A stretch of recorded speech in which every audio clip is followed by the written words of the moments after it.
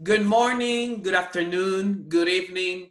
I don't know what time are you seeing this. At least it's afternoon in my window. It's super annoying at this point, but it's what it is. This is a view of my office. Hope you enjoy.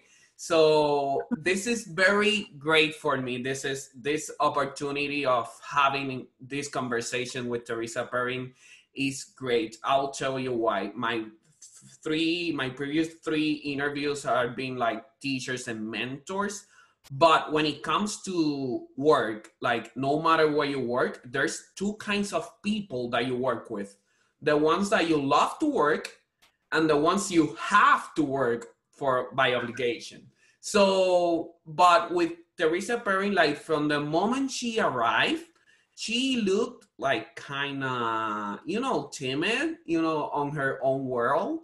But when it came the time to prove herself in terms of musicality, she was one of the best in the band. And then when we had the opportunity to talk and know our insights, I was like super thrilled with her, up to the point that we took the initiative to put a recital together, in which I'm gonna put in the description so you can see it. Not for me, but for her, because she is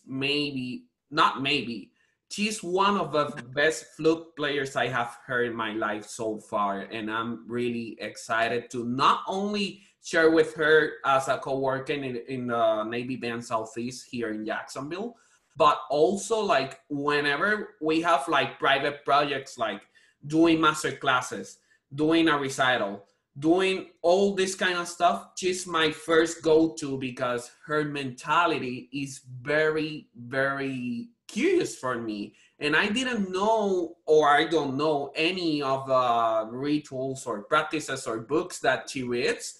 And this is why we are having this interview for you today.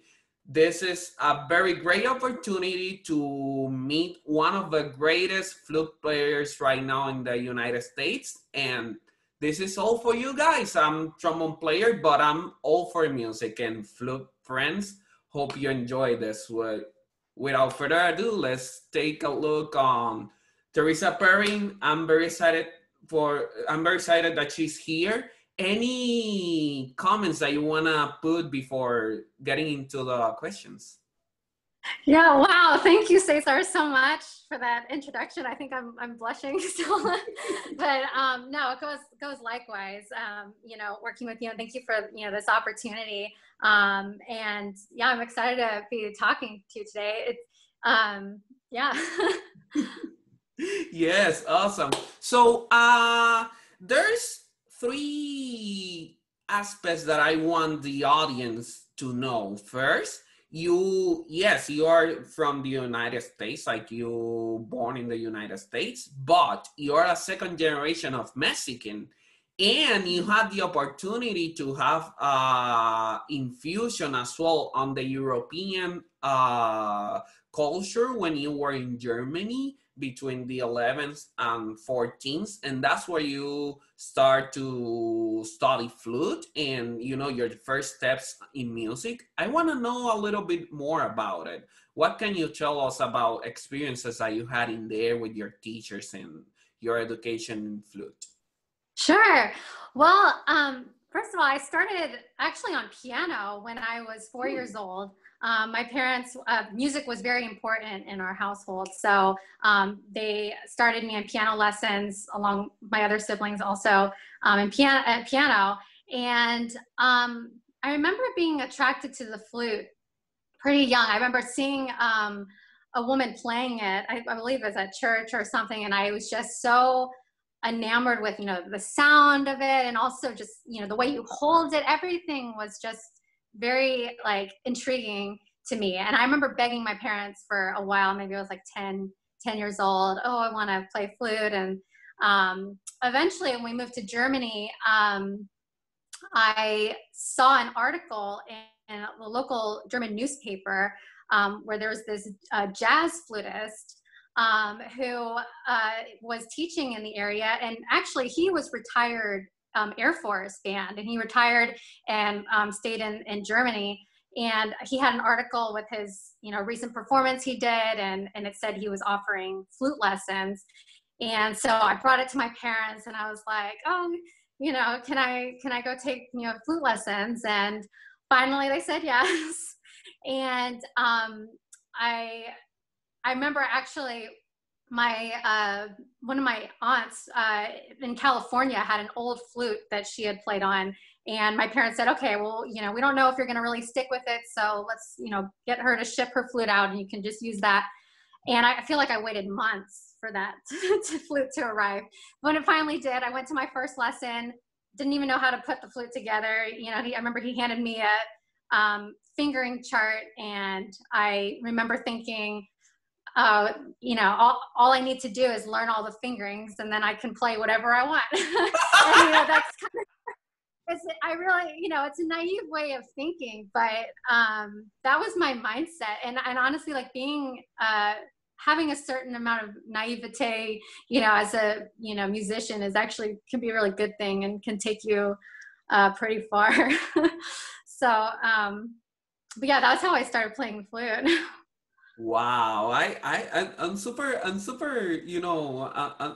didn't know that, and I'm super, wow, you made me laugh really hard, and this is great. But maybe not moving that much forward from that love that you got from the sound, and the naive mentality of like playing flute.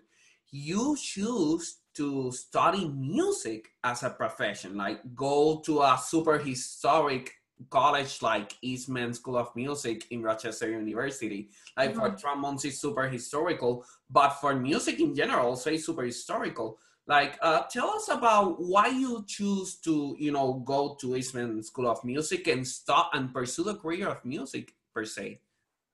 Sure. Oh gosh, it was a long journey. I'm not gonna lie. After leaving Germany, my family moved to San Antonio, Texas, where and I maybe I didn't mention it before. My dad was active duty Air Force, actually, so we moved quite a bit. But yeah, we moved to San Antonio, Texas. I was starting as a freshman in high school, and I found a new flute teacher. I also auditioned for the youth orchestras of San Antonio, and started doing that as well. And actually, everything changed for me when I started studying. It must have been the end of my sophomore year.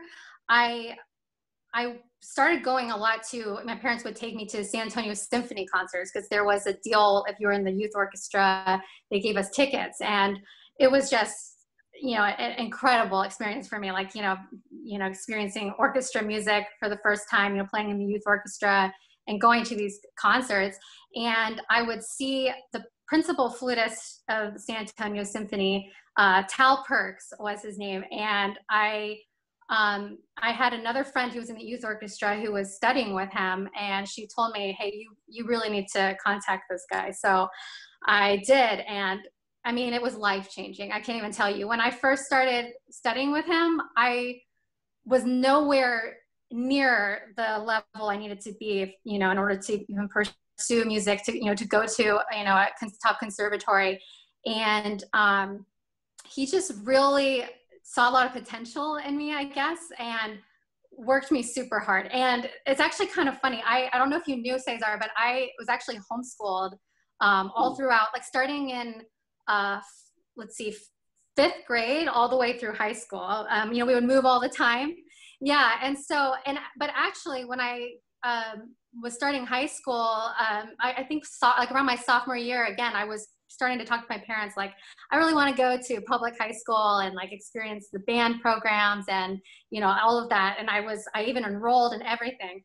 And I went to my flute lesson with Tal Perks and told him, hey, I'm going to be going to high school now. And he was like, why do you want to do that? He said, you can spend so much time like arranging your day practicing if you're at home.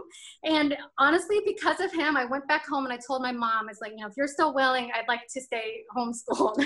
And it's because of him that I made that decision. And of course, my mom is the real hero in this scenario, you know, being so willing to support me in that regard. But anyway, so I wish I was trying to find it before this interview. He used to write out for me these, you know, practice regimens every week, like really detailed. I can't even tell you. It was like wake up, practice, you know, long tones and scales, like for this time to this time at this tempo marking. And then he would say, okay, then do school, you know, do your schoolwork for this amount of time. And then like take a break, practice this, this, and this at this, you know, and it was super detailed because, yeah, that's what I really needed in order to get where I wanted to go. Because actually studying, before I studied with him, I didn't even know it was a possibility to have a career as a musician. To tell you the truth, I really didn't. And also, I didn't even know schools like Eastman existed. It was like, wait, there's conservatory. Like, you know, I didn't even know. I was so kind of out of the loop at that point. But and he was upfront with me. He told me, you know, you're not where you need to be yet in order to get into one of these schools, but I can help you get you there. And so I did everything he told me to a T. I mean, I was practicing every day, all day, you know, in between my schoolwork. And I'll never forget, like when I was taking, you know, my school auditions, you know, he started taking, you know, had me come in like twice a week for like 3-hour lessons at a time, you know, and just completely selfless teacher, really invested in me. And he was the first person I called when I found out that I got accepted to Eastman, and it was, he didn't even say anything. He was just in shock. So I knew that I had, you know, proved him that, you know, I could do it. So yeah, it was, and he actually had gone to Eastman himself. So that was really neat to be, you know, following in his footsteps like that. And he actually came and gave a master class while I was at Eastman, maybe a couple years in. So I got to play for him again there. So it was kind of a full circle, but I owe everything to him. And of course to my, you know, parents for making all that, you know, possible for me, like really investing in my music education. So. Oh, that's interesting. That's really. I'm super, you know, I'm super thrilled because all of this, like, it's super interesting that in that super young age you have the eager, and you know you have the right mentors to have a mentality that helps me understand you better at this point. So once you got into, you know, into Eastman School of Music, and then you from moving all around, you know, like having this private teachers, like having this schedule working for you, and you know, and specialized for you, being in this like situation of being in college, like and a lot of people in the same room, you know, all this stuff, how that influenced, like what experiences you can remember from your undergrad years. Sure. Wow. Yeah, there's a lot. I mean, I can't even stress enough how much of a incredible experience I had in my undergrad, and like how it has really shaped me, you know, into who I am now. And first of all, you know, I feel like really the most important part of where you go to school is, you know, the teacher that you're studying with. And in my undergrad, my teacher was Benita Boyd, who was the first the youngest principal flute player of any major American orchestra. She won Rochester Philharmonic principal flute position when she was 21 years old. And she's just such an incredible flutist, you know, solo flutist, teacher, and also just a life mentor. Like, you know, she's a mother and a wife, and but you know, her career is just incredible. So studying with her was just amazing for me, and like her under her mentorship. And you know, she, and the performance experiences I got there, you know, she would have us, we were required to give a recital, not once a year, which is what was typically done, but once a semester. So, anyway, so we were constantly having to learn all new repertoire to put on our own solo recitals every semester of the 4 years I was there. And of course, that's in addition to, the orchestra, or, rehearsals and performances and wind ensemble and chamber music and of course the really intense, music theory and history classes. And it was just a completely whirlwind, submersive experience. And yeah, it was pretty incredible. So. Awesome. I see that, having this. Do you think that mentality that you develop in your young ages with your teacher and stuff made everything easy when it came to, put your time together in college for practicing and other subjects? Oh, for sure. Actually, now that you're saying that, I'm remembering when I was leaving for college, something that, Tal, my teacher told me is, he said, remember that, you're going to be surrounded by so many people like way better than you, all different levels, really high levels. And he said, you can't get focused on anybody else.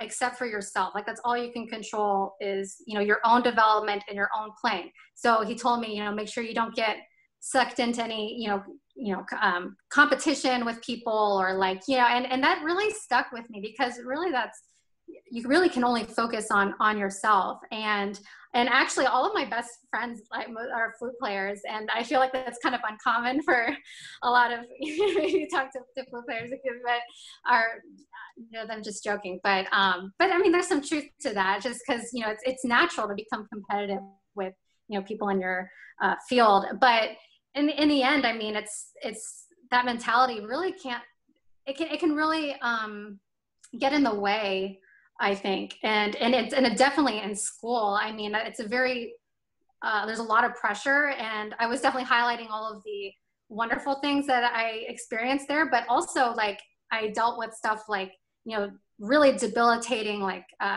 stage fright. And, I dealt with that a lot. And, just the pressures of, performing all the time and like in front of, all of your peers who, are amazing. You go from high school where you're kind of, maybe a big fish in a small pond, but then you go to, somewhere like Eastman and it's like, oh, you're down here. And like, so it really, yeah, kind of puts, things in perspective. So.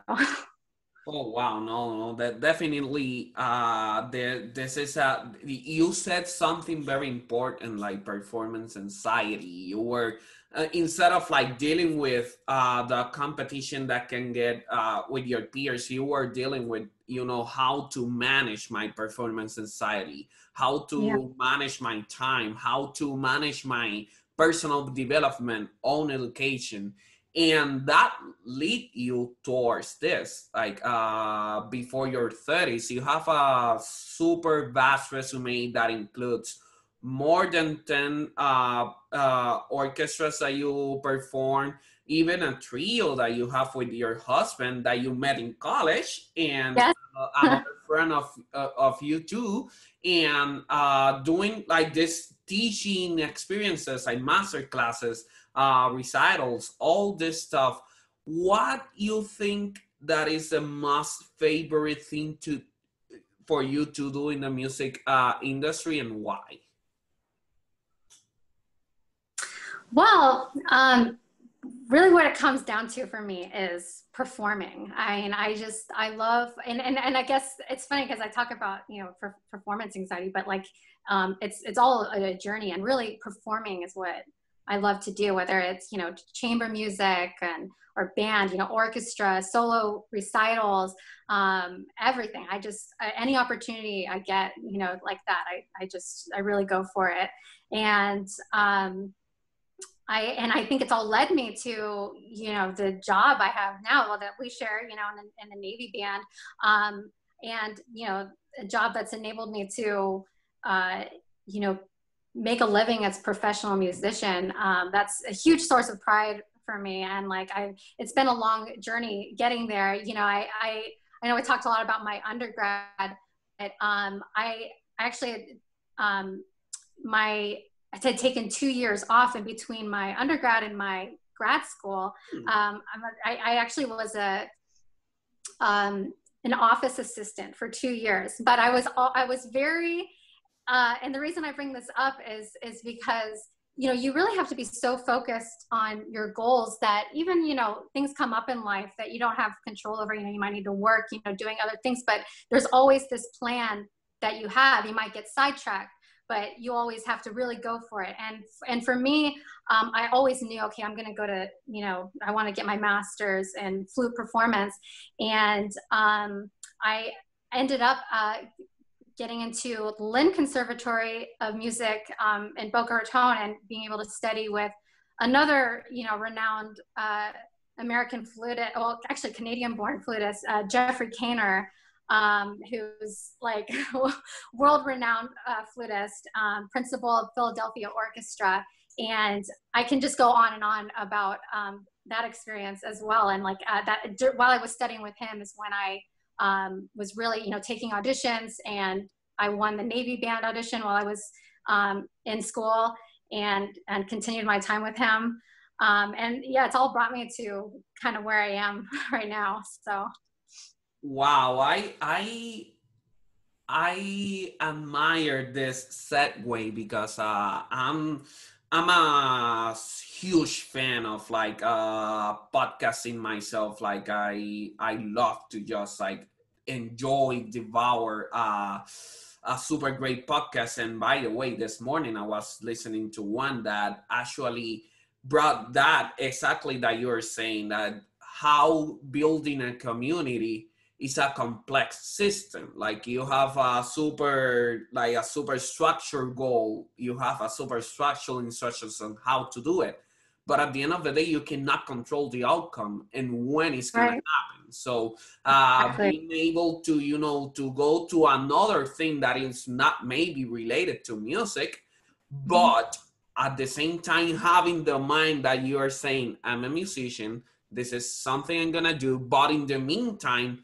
maybe I can learn something from this. Can you explain us like what life lessons you got in that experience of being working in this office that is not related to music? And you know, I see you as a super positive person, and I want to know if that was the case in that part as well and how you manage it.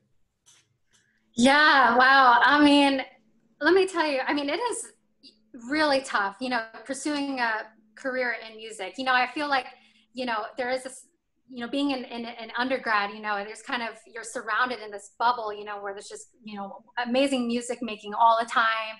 And, you know, it makes you believe like, oh, I'll just leave school and I'll have a job waiting for me, you know, but that is not the case at all. And so I talk a lot about my successes, but I mean, there's been even more, you know, of times of, you know, just rejection and, you know, failures. And the time I spent as an office, you know, assistant, I was doing, my husband was doing his master's. It was just supposed to be for 1 year actually, where I was doing this job, and I was applying for grad schools during that time.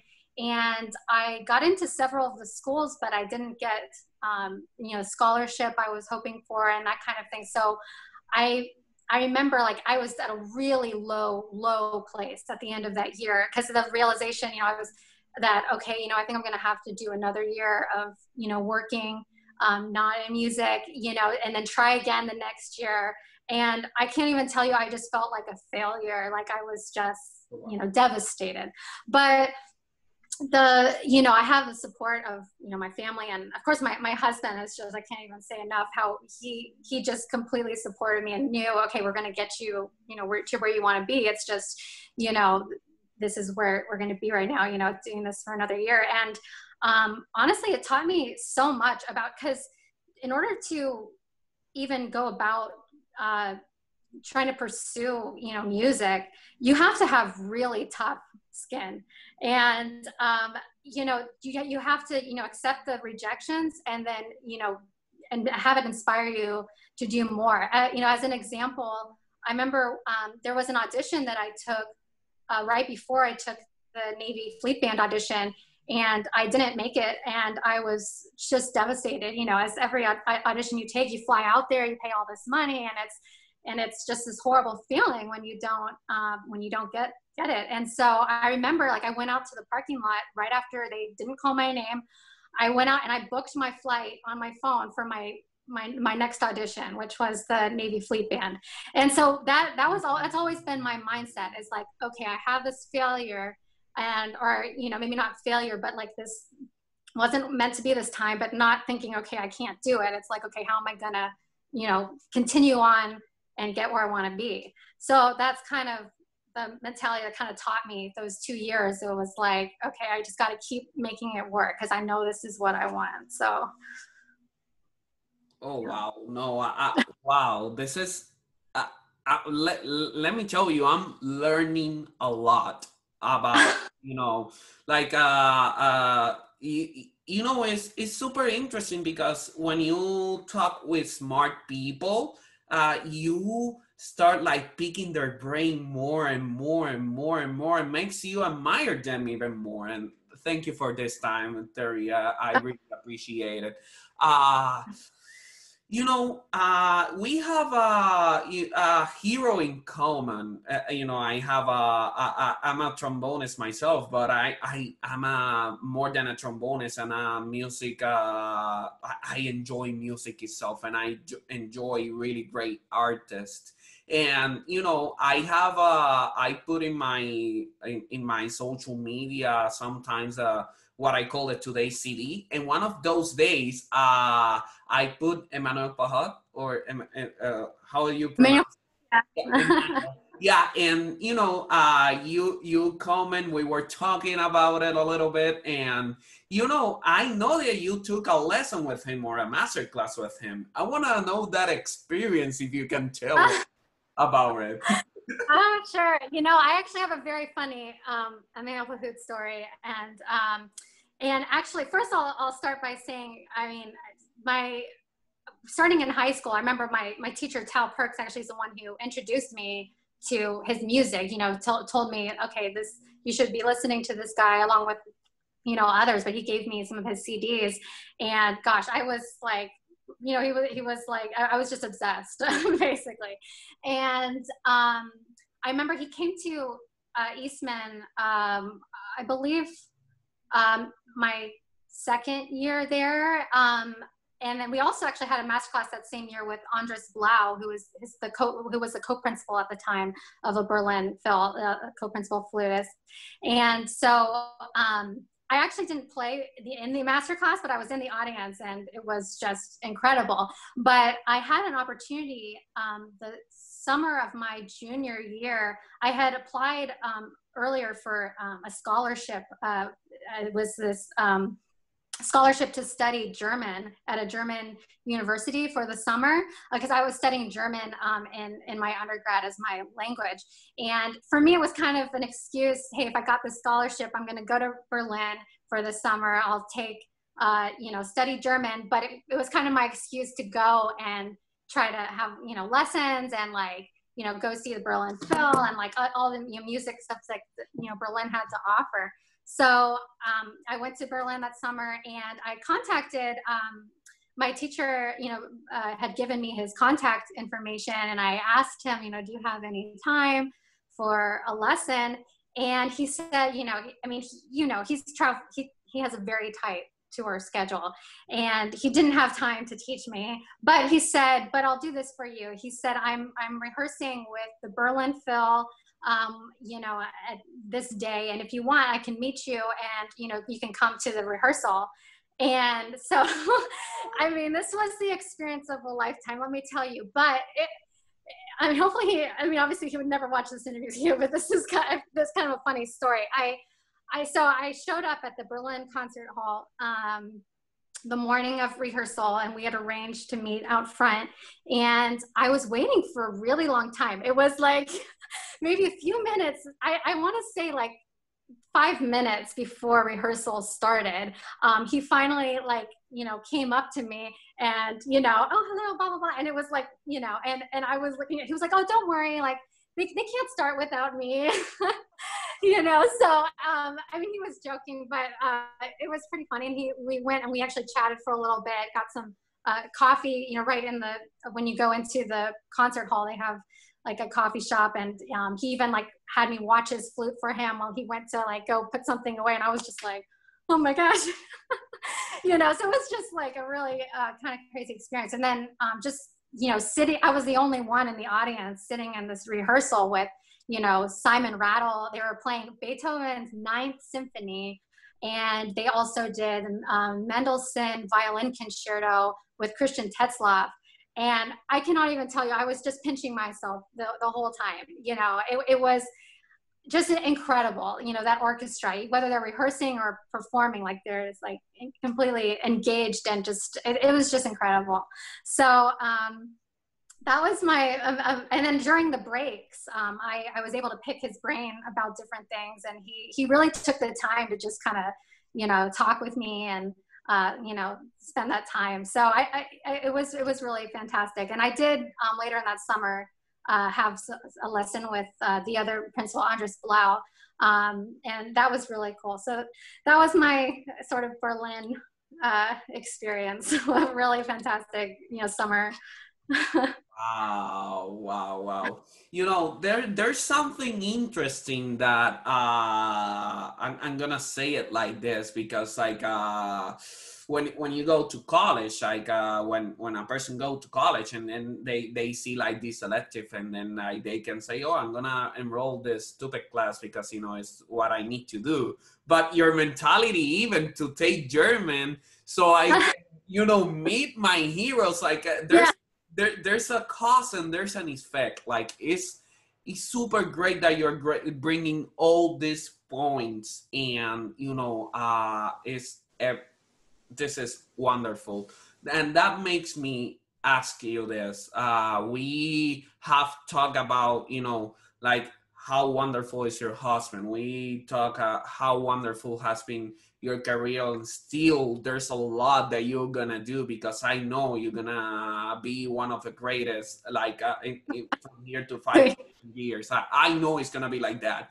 But at the end of the day, we sometimes disregard as humans how wonderful or how detrimental can be, you know, that family education. Like my parents, like your father being a Mexican, and then like being in the Air Force, like doing all of this, and your mother like doing these sacrifices.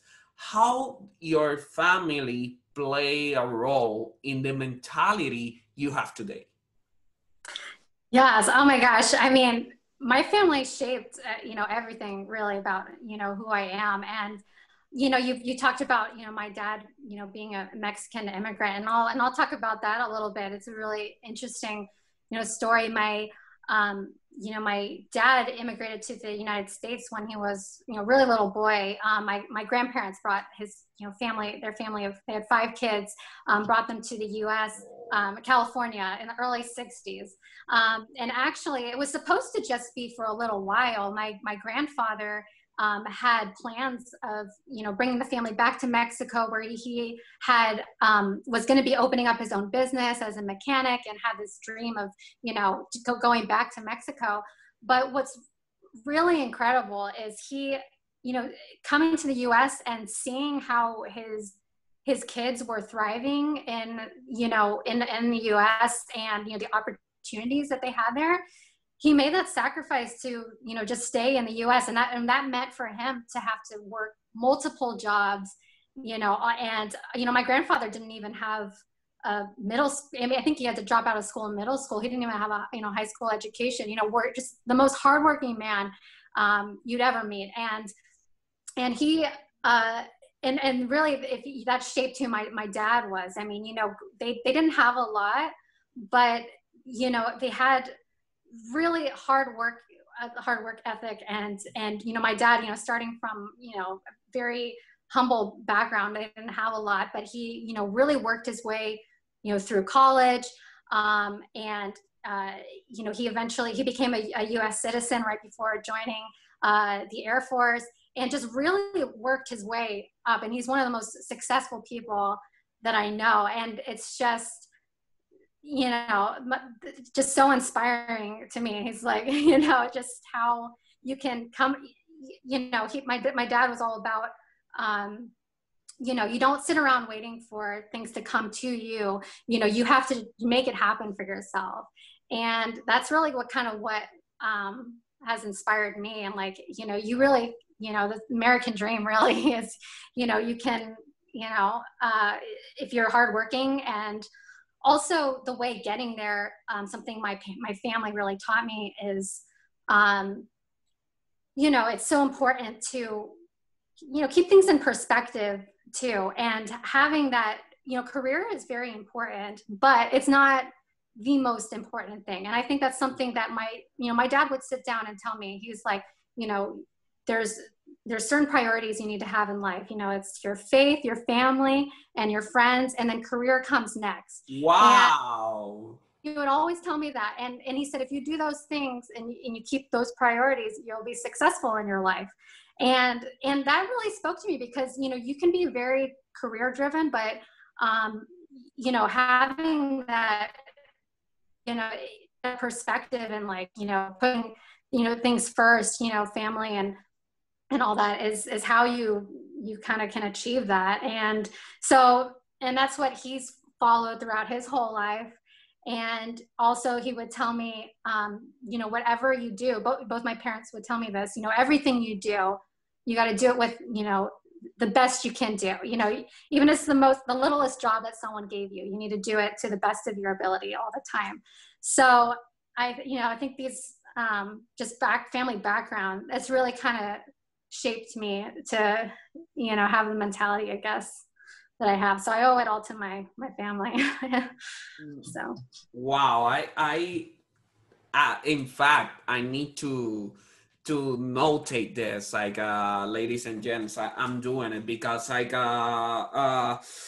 you need is super important, like you need to have faith in order to, to be successful. And it's not, and when we talk about faith, we don't talk about, religion itself. Like, you can have faith that your career is going to be, is going to be great, but you need family. Like this is, oh my God, you need family, you need friends. Yeah. And then career is going to come by itself. And this is very important. Like, and this is something we're gonna talk about later, but I wanna still like know more about Terry the person, and this drives me to the rapid fire questions that I talk about with my guests and stuff. Who's your favorite flute player? Oh my gosh, I have to first say my my teachers, Benita Boyd and Jeffrey Kaner. I mean, I have their CDs on repeat, like all the time for inspiration. And I just really look up to their different schools of playing. And so but them for sure. I mean, we already talked about Emmanuel Pahud. He was someone I really shaped. That's a sound I always had in my mind growing up. So. Yeah, I guess. Yes. Oh, wow. Like the flute itself has a very rich history throughout eras and stuff. Because of that, what is your favorite era to play or just to listen? Oh my gosh, this is a tough question because like I love every genre, to tell you the truth. Like, I mean, obviously there's like, I love performing and like I mean, something I just love playing all, anything from Baroque, classical, even the avant-garde stuff. When I was in undergrad, I even, I was in like the new music, ensembles and things, because it was just really intriguing to me, to be playing, music of, modern composers, or the composers of today even. So I honestly say that I don't know if I could tell you I have a favorite. I mean, I've always been very attracted to Baroque music, and I might have to say, you know, I have a, you know, for like Bach, I know you're probably going to ask me about composers, but, you know, J.S. Bach for me is like the ultimate. So. Oh, wow. No. Yeah, actually, I had the composer in here. So, yeah, that was 2 for 1. So, Johann Sebastian Bach, that's one of pinnacles of our, you know, of music in general. Like in music in general, he needs to be there. Because your Mexican influences, is there any Mexican dish that you really enjoy? Knowing that 90% of Mexican food in the US is just Tex-Mex. Oh my gosh, I love Mexican food, but it is so hard to find in Florida. Like you would be surprised, but it really is. So, but I cook all the time. We have so many family favorites. One of my, we have a lot of recipes that were written down from my grandmother, my dad's mom. So she had for the soup abondigas, which is like a Mexican, you know, meatball soup. Definitely a family favorite. We have her enchilada recipe, picadillo, like so many, like I can go on and on. I just love Mexican food. It's almost lunchtime. And that makes me, you know, not the door of your house. Hey, maybe some albóndigas. Oh, wow, this is amazing. Well, you know, knowing that this background that you have, I will assume that you like to read, and you know, like you have some books maybe in your bookshelves that you really enjoy. If a person that you know has like a special occasion coming up, like a birthday or wedding anniversary or something like that, and your duty is to give a book, what book will you give to a person? Oh my gosh. That's tough. I mean, I love to read, like you said, and it's kind of an escape too. I don't just read, like, you know, I like to read, like, you know, a lot of fiction books and things like that. My sister and I don't know if I have an exact answer to this question, but my sister and I like to go back and forth. My sister Lisa, she's in a book club, and so you know, she often will be sending me books, and I'll send stuff back and forth to her. And you know, just kind of light fiction books we like to read. But you know, I don't know, Cesar. It's a hard question. I can't think of anything at the top of my head. No, it's okay. It's just like it's good because now from that question got to the segue that, you know, that same passion you have for music, your sister has it for books, and then she's like in this book club, and you know, Yeah. and all the stuff that can come to, you know, like we, you know, this is everything. This is so great. And last but not least question, this is a question that I get out from the, you know, from the rapid fire question, and this is more a philosophical question. Like there's never a right or wrong answer, but if there's something we can all agree, if that, you know, there has been differences, like in like cultural differences, in every country you have like cultural differences. You have inequality in races, and inequality with people, and then you have inequality on education, and you have all that stuff. But if there's something that this pandemic has done, not only like put all together and say this is our reality. We are seeing the reality of our world, you know, super exposed right there. And this is something that is like making a lot of people quitting music or quitting like their passion for, you know, to pursue a career. It's very hard to, you know, to keep the flame when there's no projects coming up. But right. If there's something you can advise these young like flute players, young musicians in general, or even not youngsters as well, like you can have like professionals in the same room. Like if you have like a 5,000 people in the room right now, and you need to talk about how you keep the spark and love for music so you can make it through this pandemic, what it will be? Right. Well, yeah, I mean, everything you said, I mean, it's so true. I mean, even before the pandemic, you know, pursuing a career in music is very challenging. Like we've talked about. I mean, there's so few jobs. It's very difficult. And then to put the pandemic on top of it, where not only are there few jobs, but there, you know, nobody is able to perform live right now. And so we're having to make, you know, adjustments to, you know, being online and all this stuff.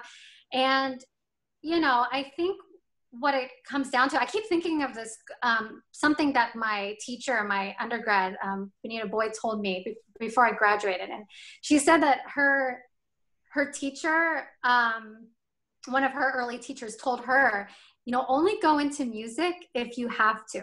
And what he meant by that is that you have to love it so much, and, you know, really, you know, that you're willing to stick it out and really, you go for it. And I mean, that's not to say that, you know, you might have, you know, pitfalls. Like I mentioned about how I even had to, you know, for 2 years, you know, take a non-music job. You know, it's just kind of, it doesn't take away from your ultimate plan, but it's just kind of part of your journey there. But you still have these long-term goals.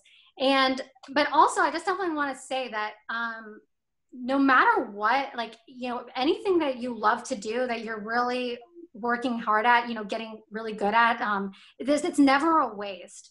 It never will be a waste. Even if you, you know, pour all of your time into, you know, perfecting your craft, and you just love, because you love to do it.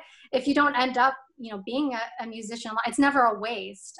You know, that'll serve you well in your life.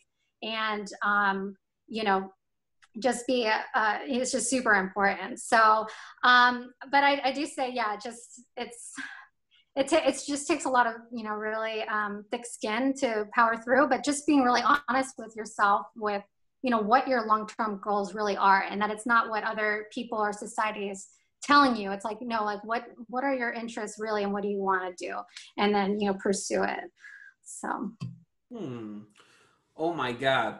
This conversation has been interesting. And, you know, when you have a super interesting question, then, you know, like, everything blows your mind. And I said that was my last question, but guess what? No, I have a question that I want to ask you, and hopefully this is going to be the last one, because, you know, she's super busy and doing a lot of stuff. But, like now I heard you mention like a lot at this point about having the hard skin and having, you know, the plan that is gonna drive you through, and, you know, like having this mentality of like moving forward, like, because that's what you want. That makes me ask this question: what do you prefer, winning an audition for your dream job but not knowing how you do it, or losing 100 auditions but having data that can back up so you can win that job that you're dreaming? Definitely the second one. I mean, like, it's all about, I mean, do you mean like having it handed to you? You know, the first, was that the first? Yes. Yeah, no, I think anything that is, you know, worth achieving in life is something that you've really worked hard at, and that it's really, you know, you've earned it. And that's something that I'll go back to my parents have really instilled in me. Like they even had me, you know, help pay for my own instruments and things like that, because it was like, you know, you really love this, like how much do you know, it's just, you know, to really go for, you know, make sure that it's really something that you own yourself, like what your goals are, and, you know, not something that someone is putting onto you. So I would definitely say, I mean, you know, it doesn't matter how many auditions you take, but once you actually do finally win one, you know, all of your efforts have been, you know, fruitful. So, yeah, I'd say for sure. Awesome. So, ladies and gents, this has been a great, I don't know about you, but this is great for me. Like, this has been so delightful to talk to Teresa Perrin. Like I've been sharing with her like over a year right now. And, you know, she always amazed me all the time. We have these kind of conversations. And, you know, I know that the same way she amazed me in terms of her knowledge, like she is able to help the community, to help the people. So do you have any like spaces in your digital studio that you're accepting new students that I can then put on the description of the video, like your information, so they can contact you? Sure, yes, and thank you, Cesar. I do have a website. It's Teresa Perrin flute.wixsite.com/flute. So I'll send that to you. It's kind of a long one, but I do. We didn't really talk about it very much, but you know, I do love to teach, and that's another, you know, huge passion. I mean, I've been so lucky to study with, you know, some of the greatest flute players of our time, and so I love being able to, you know, impart that some, you know, the wisdom they've given me, and I'm still learning every day, but it's, you know, it's something I love to pass on. And you know, and something I want to thank you for, Cesar, is just, you know, for this opportunity. And also I think it's so important to, you know, surround yourself with people that really push you to get, you know, out of your comfort zone, and you know, really saying yes to, you know, different opportunities that come up, because that's really something that it comes down to, you know, trying to have a career in music. You have to, you mentioned at the beginning that I'm kind of like a naturally timid person, and that is true. I am kind of shy naturally, but I have to like usually I nervously say yes to things, and because I know, okay, I'm going to get out of my comfort zone and do it.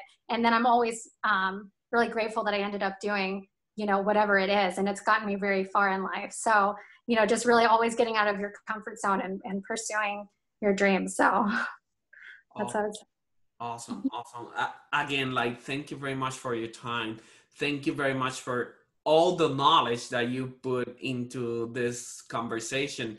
And I know this is going to be helpful for a lot of people, and everything, like every single place that you can find her, I'm going to put it on the description below, so you can like go easily and do it that way. But for now, I'll say goodbye and thank you for being with us. Any closing thought that you have before saying goodbye? I just want to say, you know, thank you for watching, and, you know, stay safe, and, you know, we're going to get through this whole thing, and just, you know, that's it. Thank you for watching. Thank you. Thank you very much. Bye-bye. Bye.